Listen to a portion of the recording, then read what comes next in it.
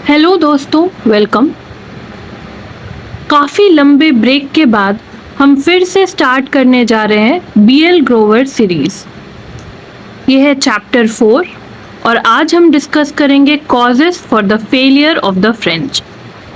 BL Grover एक काफ़ी बेहतरीन बुक है मॉडर्न हिस्ट्री को कवर करने के लिए, कंसेप्चुअली अंडरस्टैंड करने के लिए, एंड इसलिए we have brought this series of BL Grover line by line explanation.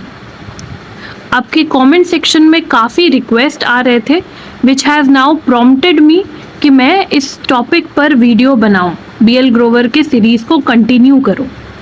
तो आपके थोड़े से हेल्प से मेरे चैनल की इंगेजमेंट बढ़ सकती है।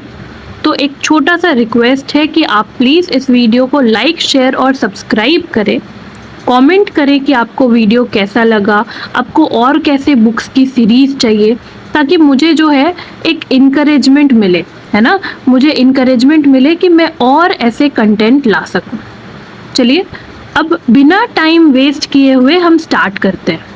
सबसे पहली टॉपिक जिस पर आज हम बात करने वाले हैं बीएल ग्रोवर सीरीज में, after we have already discussed in the previous videos, क्या डिस्कस किया है हमने?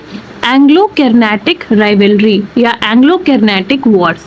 अगर आपने बीएल ग्रोवर की किताब को शुरू से फॉलो नहीं किया है तो आप हमारे प्लेलिस्ट सेक्शन के मॉडर्न हिस्ट्री पार्ट में जाकर के बीएल ग्रोवर किताब को शुरू से फॉलो कर सकते हैं। आपको वाकई में काफ़ी मज़ा आएगा बुक फॉलो करते हुए। Okay, so let us start. French position जो थी ना, वो कैसे थी, अभी कैसी हो गई थी? तो फ्रेंच पोजीशन जो है, जो एक समय इंडिया में कहीं ना कहीं डैजल कर रही थी, उसका अभी क्या हाल हो गया था? वो अभी जो है वो ह्यूमिलिएशन और फेलियर उसको फेस करना पड़ रहा था। अब इस ह्यूमिलिएशन और फेलियर के पीछे काफ़ी कारण हैं जो रिस्पॉन्सिबल हैं, जिसमें से कुछ हम यहाँ पर डिस्कस करने वाले हैं, जो ब्रॉडली डिस्कस्ड या ब्रॉडली डिबेटेड रीजंस हैं। सबसे पहला है फ्रेंच कॉन्टिनेंटल प्री ऑक्यूपेशन। तो अगर हम फ्रांस के बारे में समझें तो 18th सेंचुरी की जो फ्रांस है ना, ये बस इसको बस भारत के कॉलोनी से लेना देना नहीं था कि हाँ भारत को ऑक्यूपाई करना है तो जी जान लगा दिया, है ना। जब एक ही मौका होता है, जब आपको खुद को साबित करना होता है तो आप जी जान लगा देते हैं। फ्रांस के साथ ऐसी कोई बात नहीं थी। फ्रांस के पास एक ही मौका नहीं था। फ्रांस जो है वहाँ यूरोप में क्या कर रही थी? नेचुरल फ्रंटियर्स के लिए लड़ रही थी। ठीक है, नेचुरल फ्रंटियर्स का क्या मतलब होता है, ये अगर हम समझना चाहें तो हम इंडिया का एग्जाम्पल लेकर के और अच्छे से समझ सकते हैं, रिलेट कर सकते हैं। तो सपोज इंडिया है, दिस इज इंडिया, ठीक है, ये इंडिया का नदर्न पार्ट है और फिर उसके बाद फिर क्या है, this is southern part of India, ठीक है, एंड लक्षद्वीप आइलैंड हमारा और अंडमान और निकोबार आइलैंड्स, ठीक है। Let us understand like this. और ये जो है ये हमारा नॉर्थ ईस्ट, ठीक है। तो क्या होता है कि इंडिया जो है, इंडिया के नदर्न पार्ट में क्या है, हिमालयाज है ना। तो हिमालय हमको किसी भी बाहरी अटैक से कहीं ना कहीं एक क्या दे रहा है, एक हेल्प कर दे रहा है, बचा रहा है, ठीक है। और सदर्न पार्ट में भी क्या है, ओशंस है। But just imagine by chance अगर इंडिया जो है वो नदर्न या सदर्न पार्ट से थोड़े कम दूर तक रहती, या सपोज यहाँ पर हिमालय नहीं होकर के इस जगह पर हिमालयाज होता, तो हमारा नेचुरल फ्रंटियर क्या हो जाता, फिर ये जगह हो जाता। तो फिर कोशिश करनी, कोई भी कंट्री क्या कोशिश करती है कि वो क्या करे, वो उस एरिया को अपने कंट्री में मिला ले जहाँ पर नेचुरल बाउंड्री बनती है, जहाँ पर नेचर बाउंड्री बनाएगी। नेचर बाउंड्री कहाँ बनाती है? तो माउंटेन्स के थ्रू बना देगी, है ना, रिवर्स के थ्रू बना देगी। तो फ्रांस भी कुछ ऐसे ही कश्मोकश में फंसा हुआ था, जहाँ पर जो है रिवर या फिर माउंटेन वगैरह जो है उसके बाउंड्री से काफ़ी दूर थे, है ना। तो इस चक्कर में फ्रांस ने जो है कोशिश किया कि वो राइन वैली तक अपने आप को एक्सटेंड करे, रिवर राइन के नेचुरल फ्रंटियर तक क्या करे, फ्रांस अपने टेरिटरी को बढ़ाए। और इस चक्कर में वो यूरोप में काफ़ी लड़ाई में भिड़ा हुआ था, ठीक है। तो उसकी काफ़ी एनर्जी जो है वो यूरोप में बर्बाद हो रही थी।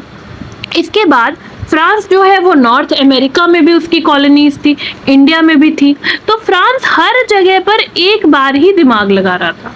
और किसी बहुत ही फेमस हिस्टोरियन ने कहा है कि एक बार कोई भी कितना भी बड़ा राजा हो जाए वो मल्टीपल फ्रंट्स पे नहीं लड़ सकता है। तो फ्रांस ये गलती कर रही थी, है ना। हिटलर भी जब सेकेंड वर्ल्ड वॉर के समय मल्टीपल फ्रंट्स में लड़ने लगे, एक तरफ पोलैंड में जब एक्विजिशन कर रहे थे तो फ्रांस और कहाँ से लड़ रहे थे, ब्रिटेन से।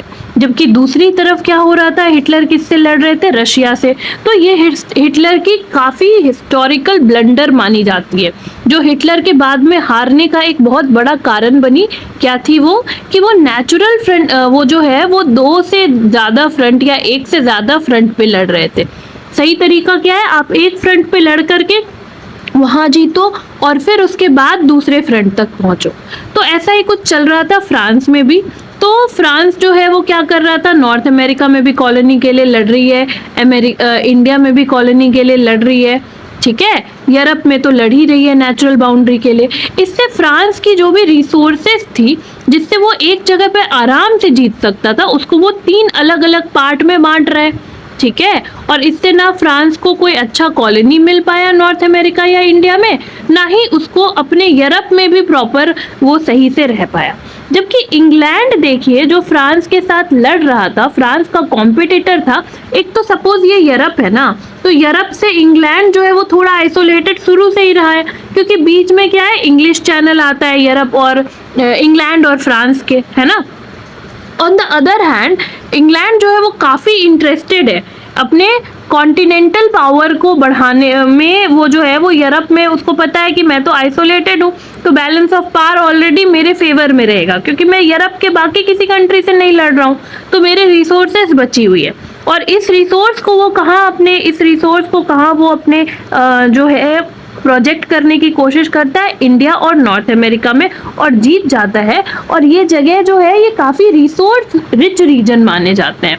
तो यहाँ पर जीतना was a very big deal in on the part of France also. तो रिसोर्स रिच रीजन में जो है क्या होता है, इंग्लैंड जब जीत जाता है तो ये फ्रांस के लिए एक बहुत बड़ी हार है।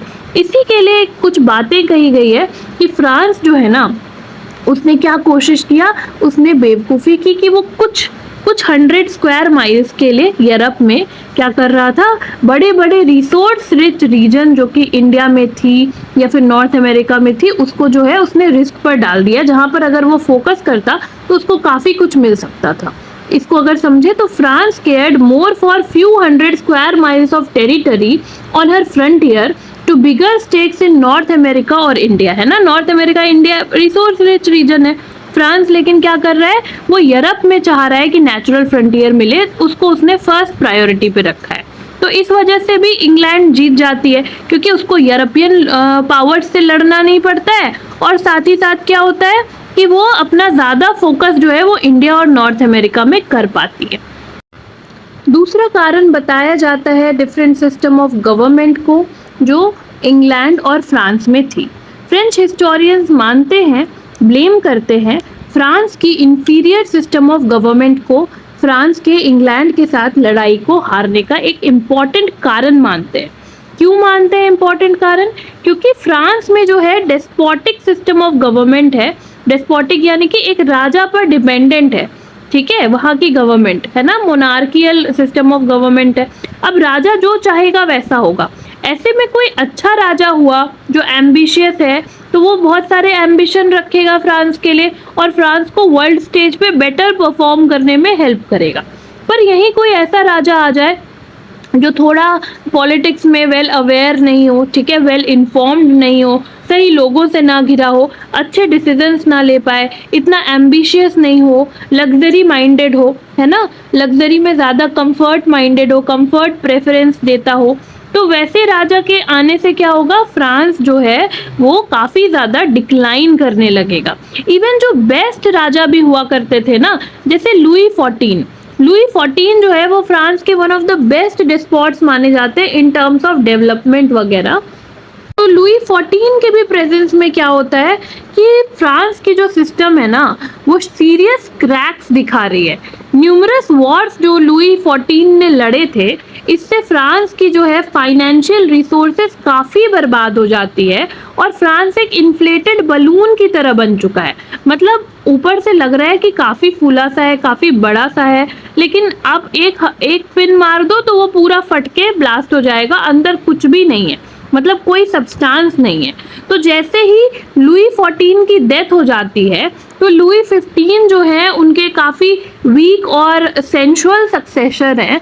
ये जो है ये लग्जरी पर, ठीक है, ज़्यादा दिमाग लगाते हैं, ये इनकी काफ़ी सारी मिस्ट्रेसेस हैं, काफ़ी सारे अफेयर्स हैं इनके, और इनका इतना ही दिमाग है। तो क्या होता है ना, जो राजा जिनके साथ ज़्यादा वक्त गुजारता है, जिन चीज़ों में है, फिर वो वैसे लोगों के साथ वक्त गुजारता है तो उसकी माइंड भी वैसी ही हो जाती है, वो वैसे ही चीज़ों को प्रेफर भी करने लग जाता है। तो लुई 15 जो है, इनको तो इनके फेवरेट में क्या कौन थे कोर्ट में? मिनिस्टर्स नहीं थे, एडवाइजर्स नहीं थे, पर डांसर्स और हेयर ड्रेसर्स थे, ठीक है। जबकि इंग्लैंड को अगर हम दूसरी तरफ देखें तो इंग्लैंड एक एनलाइटेंड ओलिगार्की था। सबसे पहले तो मोनोपोली है नहीं, ठीक है, मोनार्की है नहीं इंग्लैंड में किसी भी एक गवर्नमेंट की, ठीक है, रानी की या राजा की मोनोपोली नहीं है। यहाँ पर क्या होता है, इंग्लैंड में गोल्डन रिवॉल्यूशन हुई थी। इंग्लैंड की हिस्ट्री जब अगर हम पढ़ेंगे कभी तो हमें पता चलेगा वहाँ गोल्डन रिवॉल्यूशन हुई थी, जिसके बाद क्या हुआ था, पार्लियामेंट जो है वो पावरफुल हो गई थी और कहीं ना कहीं मोनार्की जो है ना इंग्लैंड की डेमोक्रेटिक मोनार्की बन गई। और फिर इंग्लैंड में दो पार्टियां काफ़ी फेमस थी उस समय पे, टॉरी और विग।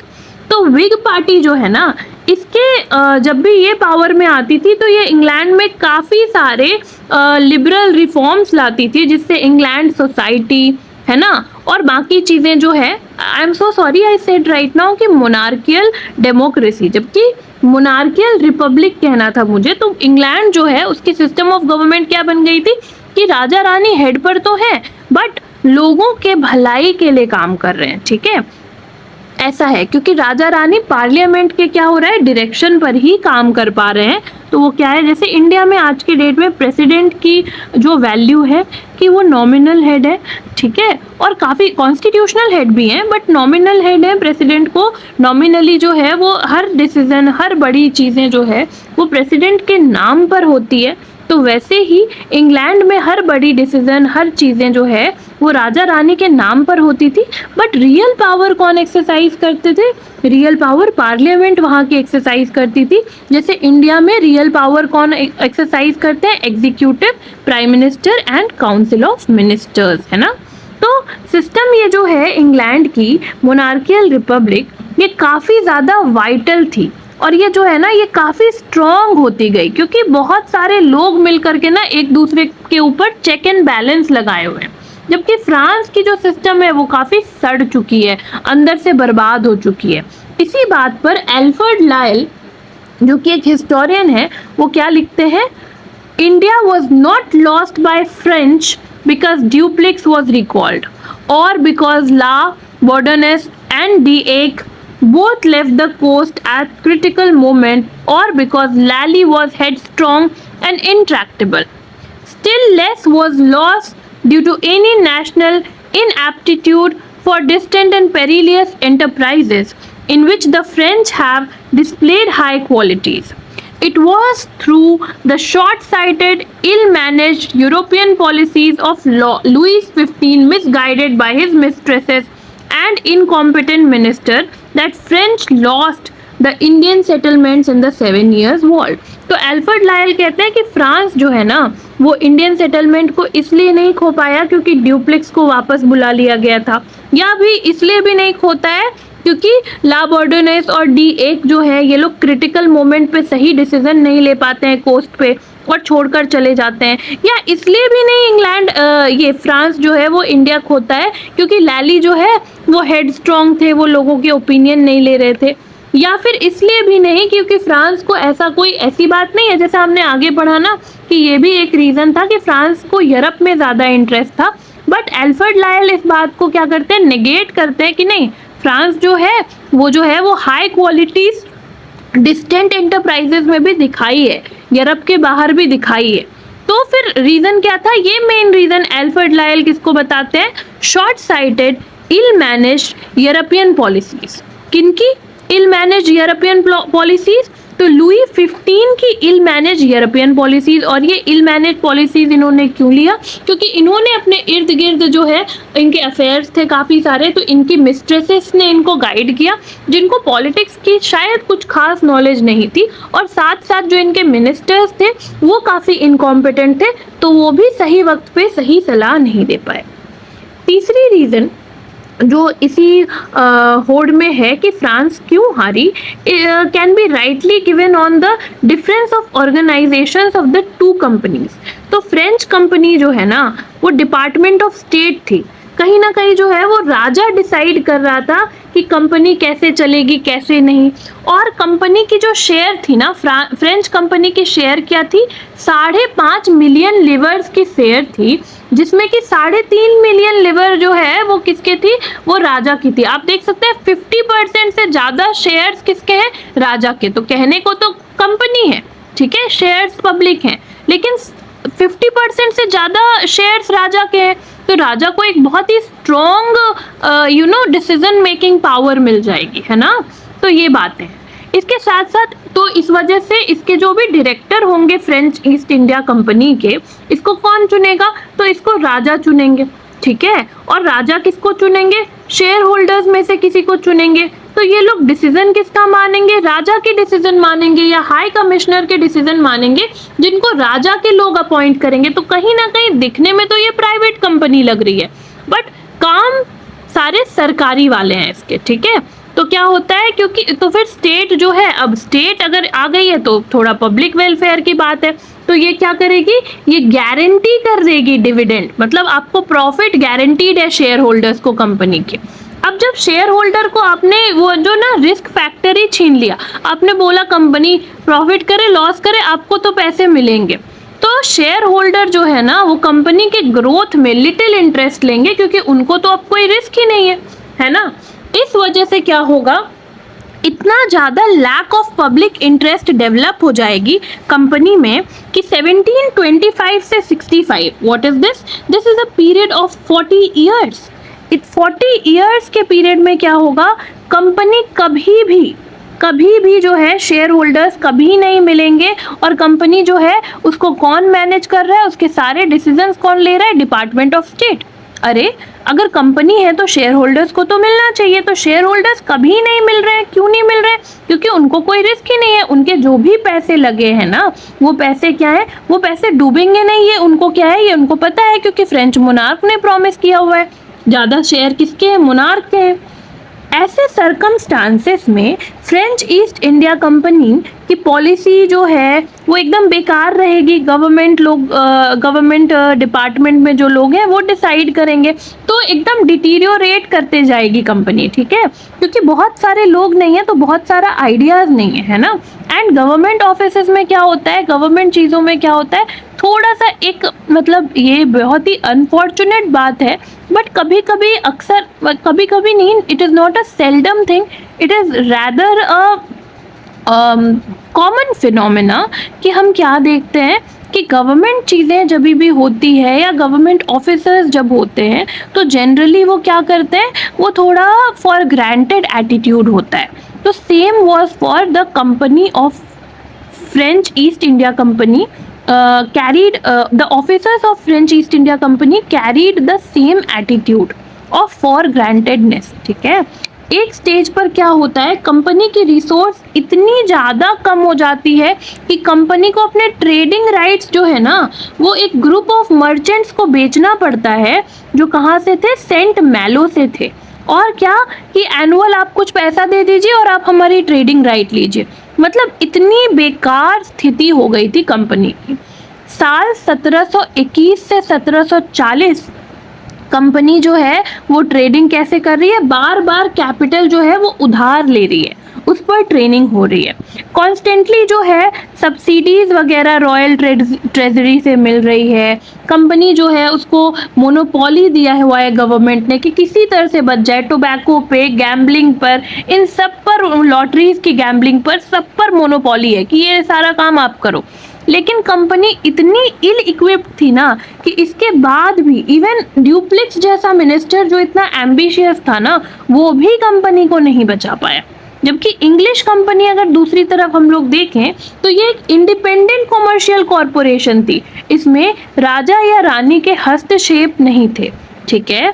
जबकि क्या होता था, कंपनी जो है वो बिल्कुल भी ऑल टुगेदर क्या रहती थी, अनअफेक्टेड रहती थी। इंग्लैंड में कोई पॉलिटिकल अफेबल हो, एक राजा जाए, दूसरा जाए, तीसरा जाए, कोई आए, कोई प्रॉब्लम नहीं है। राजा की कैरेक्टर कैसी है, डेस्पोटिक है या फिर जो है बेनेवोलेंट है, इट डजंट मैटर। कंपनी को उससे जो है क्या हो रहा था, एक ढेले का भी फर्क नहीं पड़ रहा था। इंटरफेरेंस जो गवर्नमेंट की थी डे टू डे अफेयर्स में कंपनी की, वो काफी नेग्लिजिबल थी, ठीक है। लैसेज फेयर वगैरह इन दौरान थोड़े समय में बाद जो है वो प्रमोट हो रहा था, है ना, कि मार्केट को, अपने मार्केट के पास अपने इनविजिबल हैंड है डिमांड एंड सप्लाई के, जिससे मार्केट जो है अपनी चीज़ों को खुद ही रन कर लेता है, तो गवर्नमेंट को नहीं कंट्रोल करना चाहिए। और इंग्लैंड जो है वो क्या है, वो एक लिबरल कंट्री है, तो it is what it is doing, it is actually following the principle of laissez-faire। तो एडमिनिस्ट्रेशन जो कंपनी की थी, ठीक है, जो भी कंट्रोल कर रहे थे एडमिनिस्ट्रेशन इंग्लैंड की, किंग या फिर पार्लियामेंट, उनको काफ़ी इंटरेस्ट था in the ruling circle for the wellbeing of the company. King हो जाए, पार्लियामेंट हो जाए, या जो भी रूल कर रहे हैं, वो सब चाहते थे कि कंपनी अच्छा परफॉर्म करे। जबकि फ्रेंच कंपनी जो है वो उसके लिए कुछ खास स्टेप लिए नहीं जा रहे थे, है ना, वो बोरो कर रही थी लोन, और इस तरीके से किसी तरीके से चल रही थी। तो इंग्लिश कंपनी जो है उसके पास रिसोर्स कंपेरेटिवली बेटर थे, वो फाइनेंशियली ज़्यादा साउंड थी, बिजनेस मेथड्स भी बेटर थे, क्योंकि एक पर्सन नहीं डिसाइड कर रहा था कंपनी के चीज़ों के बारे में, है ना, वो इंडिपेंडेंट लोग मिल करके डिसाइड कर रहे थे, ठीक है, जो कंपनी के शेयर होल्डर्स थे। कंपनी की ट्रेड वगैरह ज़्यादा एक्सटेंसिव थी, ठीक है। और डायरेक्टर्स जो कंपनी के थे ना, ये हमेशा ट्रेड के इम्पोर्टेंस को समझने की कोशिश करते थे, क्योंकि इनके रिस्क इन्वॉल्व थे। शेयर होल्डर्स के यहाँ पर रिस्क इन्वॉल्व है, उनको कोई प्रॉमिस नहीं किया गया है कि आप अगर अच्छा नहीं परफॉर्म करते हो तो भी आपको कुछ दिया जाएगा, ऐसी कोई प्रॉमिस नहीं है। इंग्लिश कंपनी जो है वो इतना अर्न कर ले रही थी 1736 से 56 के दौरान कि वो वॉर लड़ सके, है ना, वो इतना प्रॉफिट मेक कर पा रही थी।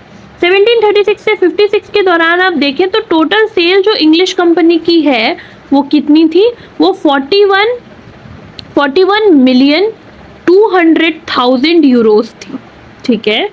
और जबकि टोटल इंडियन गुड्स जो फ्रांस में बेची गई थी वो कितनी थी, वो 11,450,000 यूरोस थी, ठीक है। कहाँ पर 41 मिलियन है, कहाँ पर 11 मिलियन है, तो you can see the difference. 100,000 million Euros के डिफरेंस है ना, सेम पीरियड में। अगर हम दोनों कंपनी के सेल्स को देखें तो फाइनेंशियली हमें क्या समझ आ रहा है, इंग्लिश कंपनी जो है वो काफ़ी रिच है अगर हम कंपेयर करें किससे, फ्रेंच कंपनी से। तो English company, government of England English company को कैसे देख रही थी, एक मिल्चिंग काउ की तरह, है ना, एक ऐसे गाय की तरह जो मिल्क दे रही है, तो उसको फिर क्या करना है, उसको बड़े अच्छे से सहेज के रखना है।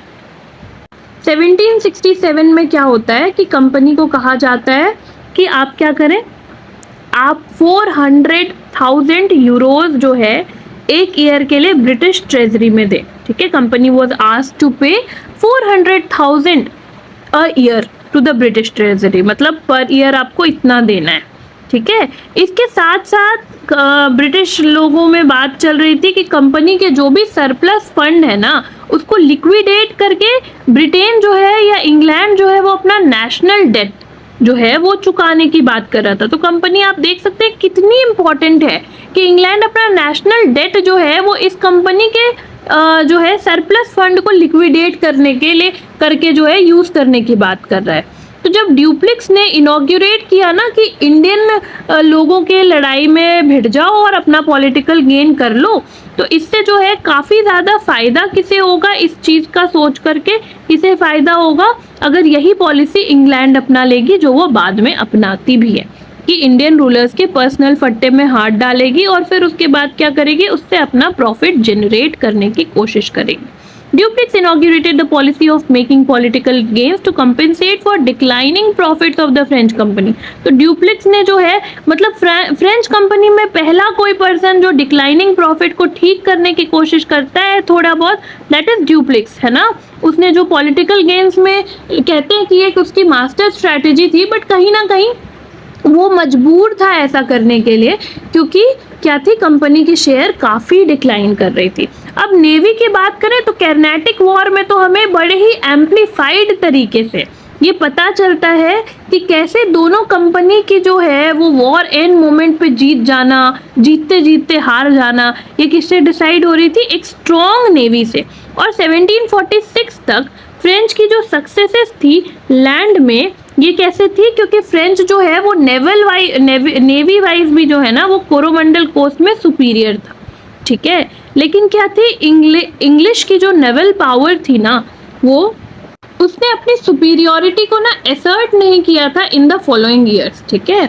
तो फिर क्या होता है कि ऑफिशियली क्या हो गया, फिर बाद में 1748 के बाद जो है इंग्लैंड और फ्रांस के बीच में जो पीस भी आई ना, ऑफिशियली जो पीस थी वो इसलिए भी थी क्योंकि सुपीरियरिटी जो है वो नेवी की, इंग्लिश की ही पता चली, इसके बाद पीस आई।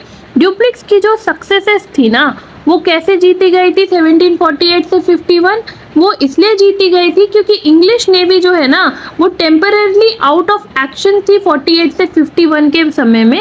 ये एक बहुत स्ट्रॉन्ग रीजन थी ड्यूप्लेक्स की सक्सेसफुल होने के पीछे। नेवल सुपीरियरिटी जो इंग्लैंड की थी ये 7 इयर्स वॉर में भी देखी गई, ठीक है, जब काउंट दे लाली जो है वो एकदम डिसएडवांटेजियस पोजीशन पर हो गए, ठीक है, और वो वही काम नहीं रिपीट कर पाए जो ड्यूप्लेक्स ने किया था, क्योंकि इस समय तक जो है इंग्लिश की नेवी जो है वो रिस्टोर हो चुकी थी, वापस से एक्शन में आ चुकी थी। फ्रेंच फ्लीट जो है वो जब D1 के अंदर जब वो रिटायर कर जाती है, इंडियन वाटर्स से पीछे चले जाती है, तो फिर फाइनली इंग्लैंड को जो है वो क्लियर सिग्नल मिलता है कि विक्ट्री जो है उनकी बिल्कुल डाउट में नहीं है। मतलब जब तक D1 की नेवी जो है, फ्रेंच नेवी वापस नहीं जाती है, इंग्लैंड फिर भी डाउट में था, ठीक है। ऑस्ट्रियन वॉर ऑफ सक्सेशन जो है, फ्रेंच मैरीटाइम स्ट्रेंथ उसमें काफ़ी ज़्यादा रिड्यूस हो गई थी, कहाँ पर, ऑस्ट्रियन वॉर ऑफ सक्सेशन में। और वोल्टेयर के माने तो French was left with no warship during the 7 years war. इन सारे रीज़न की वजह से फ्रेंच नेवी काफ़ी weak and at the same time English navy काफ़ी स्ट्रॉन्ग बन गई थी, है ना। पिट द एल्डर के समय में क्या हो गया, इंग्लैंड की नेवी काफ़ी स्ट्रॉन्ग बन चुकी है ना। सुपीरियर नेवल फोर्स जो इंग्लिश ईस्ट इंडिया कंपनी की है, इससे इसकी कम्युनिकेशन ओपन है बाकी के यूरोप से, है ना। और लैंड में जो ऑपरेशन चल रही है कर्नाटक में, तो इनको बार बार रीइंफोर्समेंट मिल रही है बॉम्बे से, कैलकाटा से, और ये फ्रेंच फोर्स को जो है वो आइसोलेट कर पा रहे हैं कर्नाटक में बाकी की दुनिया से। सुपीरियर मैरीटाइम स्ट्रेंथ जो है वो इंग्लिश की सबसे पावरफुल वेपन होकर के साबित होती है कॉलोनियल सुपरमैसी स्टैब्लिश करने के लिए, ठीक है। इसके बाद अगर हम देखें इंग्लिश सक्सेस बंगाल कैसे उसमें एक की रोल प्ले करती है, तो इंग्लिश सक्सेस जो है बंगाल इसमें क्या की रोल प्ले करती है कि बंगाल जो है ना एक तो पॉलिटिकल प्रेस्टीज तो बढ़ाती ही है ईस्ट इंडिया कंपनी की, साथ साथ क्या करती है, Bengal was a hub of resources, है ना। काफ़ी वेल्दी प्रोविंस थी बंगाल, तभी तो बार बार दिल्ली से अलग हो जाती थी। जैसे कोई वीक रूलर आता था, सबसे पहले बंगाल ही अपने आप को इंडिपेंडेंट करती थी, क्योंकि it was a resource rich province, इसको कोई इशू नहीं थी अलग से इंडिपेंडेंट होने में और इंडिपेंडेंटली रूल करने में, इनका ज़्यादा फायदा था। मैन पावर भी काफ़ी अवेलेबल है, क्योंकि उस समय के बंगाल में Bengal, Bihar, Orissa, everything was included, ठीक है। बिहार मतलब बिहार एंड झारखंड बोथ, ठीक है। फाइनेंशियल रिसोर्सेज जो ईस्ट इंडिया कंपनी की थी वो कंसिडरेबली काफ़ी इम्प्रूव कर गई जब बंगाल उनके हाथ में आ गया। काउंट दे लाली जब इल हुआ था ना, तो क्या हुआ था कि at time when count de Lally was ill at ease as to how to make payments to his troops, count de Lally जो है जब वो बहुत ज़्यादा कंफ्यूज था कि अपने ट्रूप्स को कैसे पे करें, तो बंगाल जो है वो ना सिर्फ ट्रूप को सप्लाईज दे रही थी, ना सिर्फ ट्रूप भेज रही थी, बट सप्लाईज भी भेज रही थी, रिसोर्सेज भी भेज रही थी, ठीक है। डेक्कन जो है ना वो आप देख सकते हैं बंजर भूमि है, ठीक है, तो वहां पर कैसे कोई फाइनेंशियल कुछ हो नहीं पाएगा। उन जमाने में land tax was a big way to generate income, ठीक है, तो यहाँ पर लैंड टैक्स भी कैसे ले पाएंगे। तो डेक्कन में अगर कोई मतलब होल्ड कर लेता है पावर, तो वो पूरे इंडिया में पावर होल्ड कर पाएगा। ये उस समय के हिसाब से थोड़ी ना अनकैलकुलेटेड मूव थी या अनकैलकुलेटेड स्ट्रैटेजी थी, ठीक है। तो क्या होता है कि Deccan was too poor to finance the political ambition of Dupleix और military schemes of count de Lally. True, Bussy had obtained the cession of Sarkars from the Nizam, but there is no evidence of any remission of funds to southern India except the ₹1.5 lakh of rupees set by Bussy to Lally in 1758। ये बात सच है कि busy को जो है वो northern सरकार निज़ाम से मिल गई थी, पर कोई भी फंड इस एरिया से वो भेज नहीं पा रहा था सदर्न इंडिया से। बस क्या हुआ है, 1.5 लाख रुपए जो है उन्होंने 1758 में दिए, तो कुछ खास रेवेन्यू वगैरह जनरेट नहीं हो पा रही है, ठीक है। तो सुपीरियर फाइनेंस जो है ये भी एक इम्पॉर्टेंट रीज़न थी इंग्लिश के जीतने से। और ये सुपीरियर फाइनेंस जो है ये कहाँ से आ रही थी, बंगाल से आ रही थी। जैसा कि विंसेंट स्मिथ जो है ये क्या कहते हैं, neither Bussy nor Dupleix singly nor both combined had a chance of success against the government which controlled the sea routes and resources of Gangetic Valley। तो दो फायदा है इंग्लिश के पास, एक तो सी रूट्स अपने बेटर नेवी की वजह से कंट्रोल कर रहे हैं, और दूसरा ये एरिया जो इंडो गैंगेटिक वैली है, बंगाल प्रोविंस कंट्रोल कर रहे हैं ना। That's a very very very rich province, lucrative था बंगाल पे कंट्रोल करना इनके लिए, ठीक है। इनको काफ़ी सारे रिसोर्सेस मिले, ठीक है। इसके आगे वो फर्दर क्या बताते हैं कि neither Alexander the great nor Napoleon could have won empire of India by starting from Pondicherry as the base. तो ना ही अलेक्जेंडर द ग्रेट ना ही नेपोलियन, मतलब ऐसे बड़े बड़े राजा जो कि इंडिया जो कि हर जगह जीते हैं ना, वो भी इंडिया में पौंडीचेरी से स्टार्ट करके नहीं जीत पाते, ठीक है, क्योंकि बंगाल में है रियल रिसोर्सेस, ठीक है। और ड्यूप्लेक्स जो है वो मैरियट को लिखते हैं कि मैरियट लिखते हैं ड्यूप्लेक्स के बारे में कि ड्यूप्लेक्स ने एक बहुत बड़ा ही ब्लंडर कर दिया था इंडिया के की को मद्रास में ढूंढने के लिए, और क्लाइव ने एकदम जो है वो शातिर वाला काम किया इसको बंगाल में ढूंढ करके, क्योंकि Bengal was a resource rich province. Next reason in the series is what, superior political leadership, जो कि या फिर मिलिट्री जनरलशिप, जो कि इंग्लिश फिर से इसमें एडवांटेजेस पोजीशन पे था फ्रेंच के कंपैरिजन में। एटलीस्ट इंडिया में जो लोग आए थे इस मामले में इंग्लिश के बेटर जो है पॉलिटिकल लीडर्स या मिलिट्री जनरल्स आए थे इन कंपैरिजन टू फ्रांस। वैसे ड्यूप्लेक्स की बात को हटा दी जाए, ठीक है, कि ड्यूप्लेक्स और बुसी जो है ये लोग तो क्लाइव से कहीं भी इंफीरियर नहीं थे, या लॉरेंस या सॉन्डर्स से, ठीक है, लेकिन कंपैरिजन यहाँ पर एंड कर जाती है, ठीक है। ड्यूप्लेक्स और बुसी जो है वो क्या कर सकते थे, could do everything but enthuse the French with their own spirit. तो ड्यूप्लेक्स और बुसी के बाद जो है ना कोई भी फ्रांस में जो है इनके जैसे स्पिरिट के नहीं आ पाए दूसरे, बाकी सारे कैसे लोग आए, इनकॉम्पिटेंट सबऑर्डिनेट्स आए। काउंट द लाली जो कि इंडिया आए, वो क्रिटिकल मोमेंट में जो है वो क्या कर रहे हैं, वो गुस्सा हो रहे हैं, वो दिमाग से काम नहीं ले रहे हैं, he is very hot tempered, ठीक है, he is showing what a temperament, a hot temperament, ठीक है।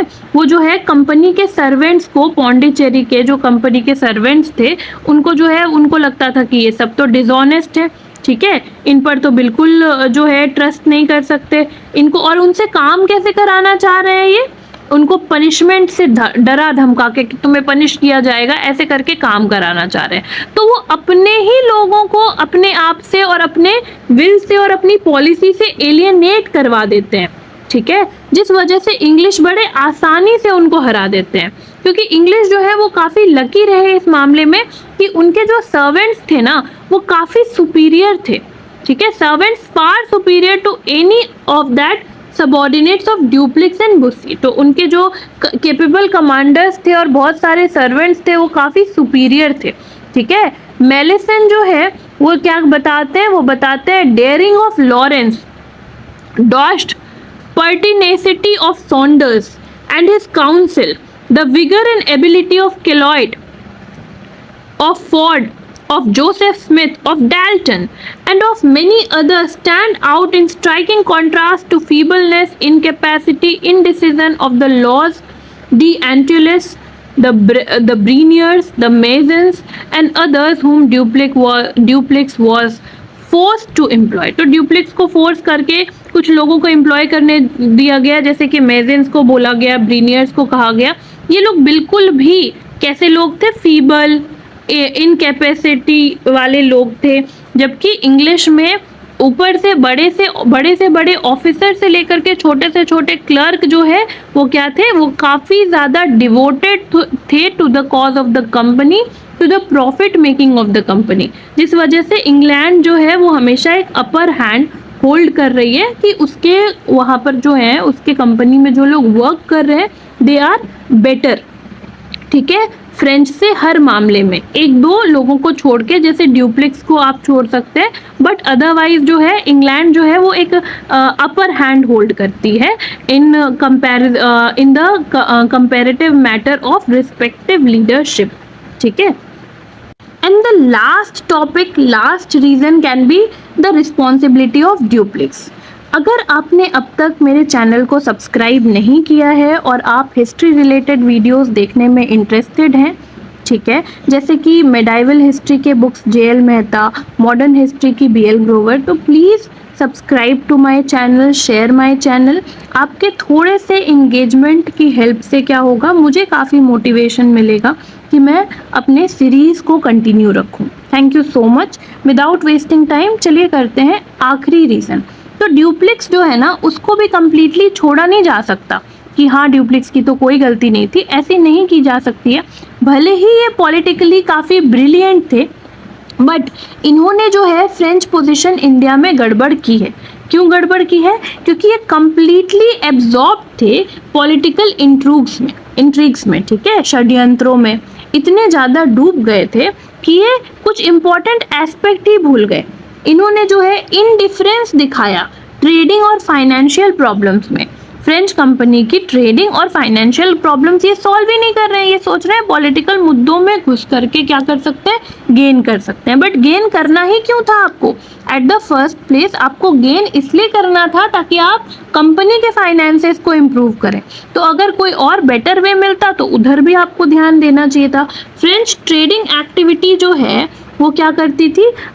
Even otherwise not very sound began to decline rapidly. लड़ाई में जब ज़्यादा चले गए तो ट्रेडिंग एक्टिविटी जो पहले से ही बद थी और बदतर हो गई, है ना। मोरओवर क्या हुआ कि ड्यूप्लिक्स जो है उसने वो इंडिस्क्रीटली रेकलेस था फाइनेंसेस के बारे में, और उसने क्या कर दिया, उसने रूइन कर दिया सारे prospect well conceived political plans के चक्कर में, ठीक है। तो it is rather intriguing that a man of Dupleix imagination should display such an utter lack of imagination. Dupleix जितना भयंकर सोच पाता था, ये काफ़ी सोचने वाली बात है कि इसके बावजूद जो है ड्यूप्लिक्स जो है ये नहीं सोच पा रहा था कि उसको जो है पॉलिटिकली वो इतना एक्सपीडियंट नहीं हो पा रहा था कि वो डेक्कन में अपने जो है की ढूंढ रहा था इंडिया के लिए, ठीक है। इंग्लिश जो है वो ईजिली एक्सेप्ट नहीं करने वाले थे ड्यूप्लिक्स के स्ट्रॉन्ग पोजीशन को, कहाँ पर? डेक्कन में, ठीक है। As governor of all Mughal territory south of river Krishna, जो कि ड्यूप्लिक्स को पोजीशन मिली थी मुजफ्फर जंग के द्वारा 1751 में, ये इंग्लिश एक्सेप्ट नहीं करने वाले थे क्योंकि इससे उनको जो है ट्रेडिंग के सारे परमिशंस वगैरह ड्यूप्लिक्स से लेने पड़ते, जो उनको इकोनॉमिक लॉस की तरफ धकेल सकता था। फर्दर क्या होता है, ड्यूप्लिक्स जो है वो एंग्लो फ्रेंच कॉन्फ्लिक्ट जो इंडिया में हो रही थी वो ये नहीं समझ पाए कि ये एक्चुअली इंडिया में होने वाली कॉन्फ्लिक्ट ही नहीं है, ये क्या है, ये यूरोप में होने वाली लड़ाई और न्यू वर्ल्ड यानी कि अमेरिका, नॉर्थ अमेरिका में जो लड़ाई हो रही है उसका एक छोटा सा प्रोजेक्शन है, ठीक है। तो ड्यूप्लिक्स जो है वो क्या कर रहे थे, वो ये चीज़ नहीं समझ पा रहे थे कि क्या है ये इंपीरियल एम्बिशन जो फ्रांस और इंग्लैंड की है उसका एक छोटा सा प्रोजेक्शन है। उन्होंने क्या कर दिया, इस पूरे मुद्दे को काफी ज्यादा पॉलिटिकल बना दिया और ट्रेड से कहीं ना कहीं भटक गए, जो पहली एम थी कंपनी की, ठीक है। और इसके साथ साथ ड्यूप्लिक्स ने क्या किया, ड्यूप्लिक्स थोड़े से ज्यादा सेल्फ कॉन्फिडेंस जो है इनमें थोड़ी ज्यादा थी, ठीक है। तो ये जो है ये अपने सुपीरियर अथॉरिटी जो पेरिस में थे उनकी बातों को ध्यान नहीं देते थे, उनको प्रॉपरली रिपोर्ट नहीं करते थे, ठीक है, कि कैसे सीरियस मिलिट्री या नेवल सेटबैक्स हो रहे हैं जो कि फ्रांस इंडिया में सफ़र कर रही है। तो अगर उनको टाइमली रीइंफोर्समेंट नहीं मिली फ्रांस से, तो इसके पीछे तो ग्रेट फॉल्ट उनकी खुद की है, क्योंकि उन्होंने टाइमली इन्फॉर्म नहीं किया what all was the business that was happening in India